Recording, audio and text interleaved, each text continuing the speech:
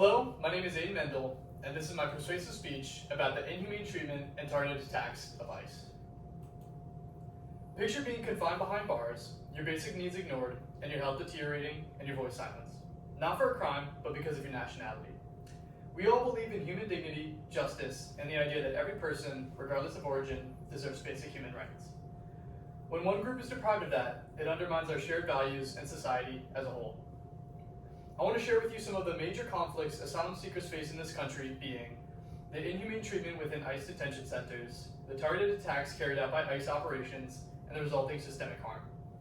Then I'd like to propose two clear solutions to address these issues. The problems. Violation behind bars. According to an article entitled "A Qualitative Review of Office, General Complaints Submitted by Individuals Held in ICE Detention," detained individuals report inadequate protections, denial of physical and mental health care, and retaliation when they self-advocated. Conditions were also described as more akin to punitive incarceration than civil detention. Separation of parents and children.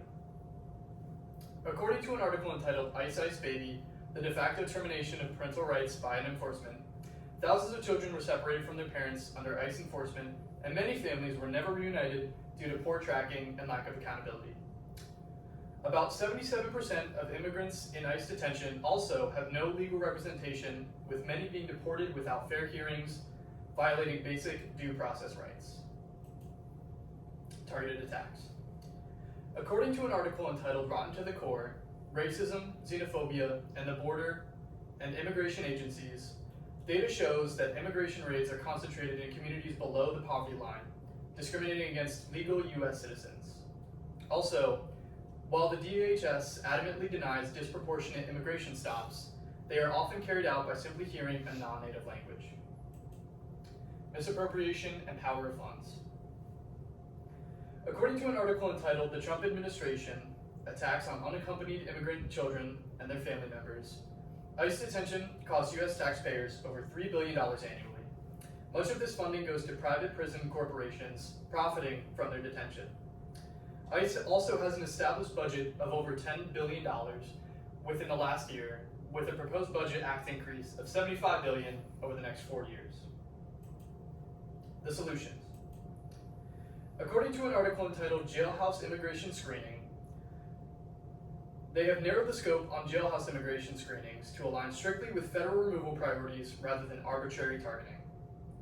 ICE and local law enforcement must publicly report the number of individuals screened, detained, and referred for deportation. Proper due process for all.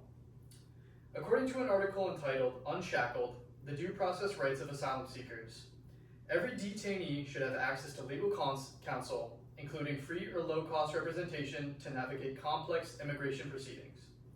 We also need immigration courts to provide sufficient time for hearings, proper notice, and clear communication, reducing wrongful deportations and upholding constitutional rights.